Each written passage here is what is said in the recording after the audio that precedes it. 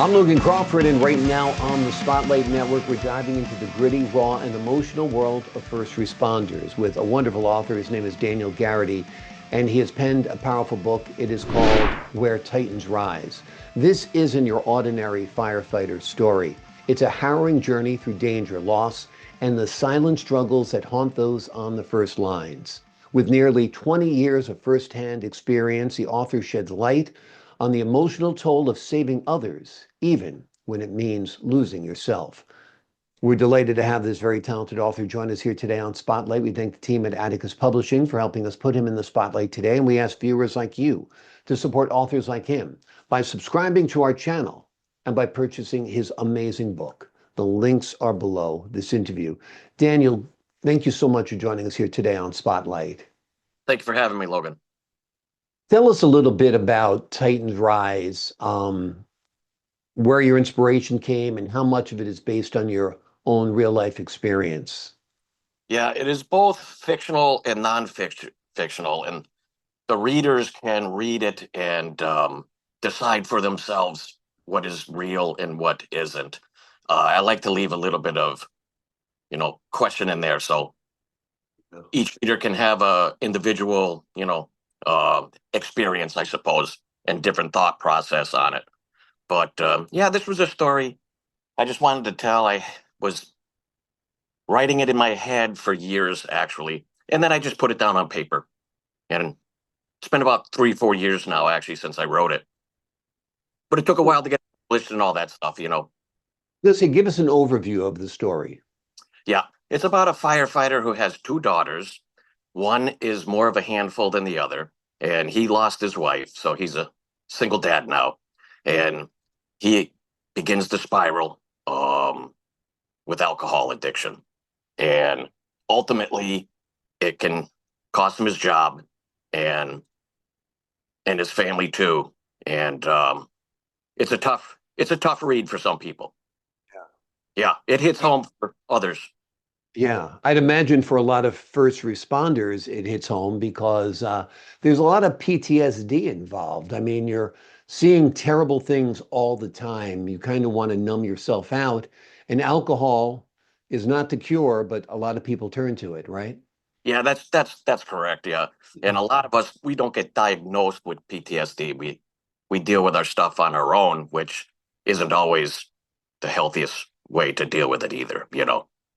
Exactly. Tell us a little bit about your firefighting career. I was hired in 1997. I was a Teamster before that. I used to drive tractor trailers, and Mm. I was lucky enough to get on the fire department, and it really defined who I was. I had a great job that people actually respected. When I would meet people, I wasn't a college guy. You meet people, you tell them you're a firefighter, and people respect that occupation. So Yeah, it's it a was very important occupation. People's lives depend on it, from fighting fires to EMS calls. correct. You guys do a lot. Where were you a firefighter?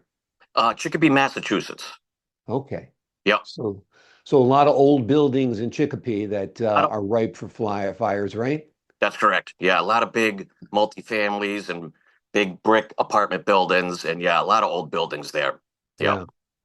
Tell us about the title, Where Titans Rise. Well, that was just Mm.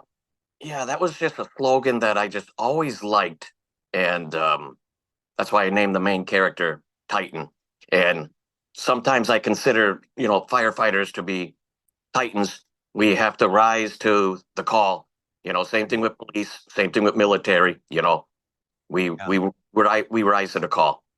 Exactly. When Yeah. others are running out of buildings, you're running into buildings, which is a true sign of heroism. In your career, was there a standout moment, a fire you'll never forget, or an episode you'll never forget? I know you also respond to car crashes and things like that too. Yeah. We had a big brick building burning, and I don't remember how many apartments were in it, and there were businesses in it. And we were first on scene, and we went in, we made it up to the second floor, and it was the hottest fire I had ever been in. And I've been in many. It was the hottest one. This one worried me for a few minutes there, but and then we all had to get out. We lost the entire building. Everybody made it out though. Well, thank goodness. Yep. Thank goodness. Yeah. And thank goodness for your hard work in trying to, darken down that fire. Yep. Um, Tell us a little bit about this book. Have you envisioned it as a film at all? It seems like it'd be great to make a movie out of it. Yeah, and and that's the thing with the book too. If you don't like a certain thing, it can be changed for a Right. movie, whatever. You know what I mean? But I think it would make a pretty good movie also. Yeah, I do Yeah. believe. Yeah, it's got the human element, it's got the emotional struggle of the protagonist, and then it also has the adventure and the thrills of being a firefighter. So I think it's got all that it takes to make a fine film. So Hollywood, if you're listening, here's one that's ready to go. There you That's for go. sure. Yeah, Yeah. absolutely. Absolutely. Tell us what the reaction has been among your fellow firefighters who might have read this. Well, it's a little bit funny. I named a lot of characters in the book after my buddies, and I'm like, oh, it'd be nice to have your name in a book, right? But they character. And I'm like, I didn't base the character on you. I just Right. named you after a character. And there was a little bit of pushback, and I'm like, from now on, I'm just gonna make up names. I'm just gonna make up names. Yeah. So, but I do have a buddy, he's like, you can put me in, even a bad guy. He goes, I want to be in every book. So yeah, he liked it. That sounds great. That sounds great. So you're still in touch with those guys up in Chicopee? Yeah, as a matter of fact, one of my buddies that are here with me right now, actually, he leaves tomorrow. But yeah, he's actually in the book, a character in the book too. Yeah, Todd. Yeah, Yeah, wonderful, yeah, wonderful. Yeah, it's quite a fraternity. I mean, I think most people don't understand it. You live together, you work together, you put your lives on the line together. I mean, that's part of being a firefighter, right?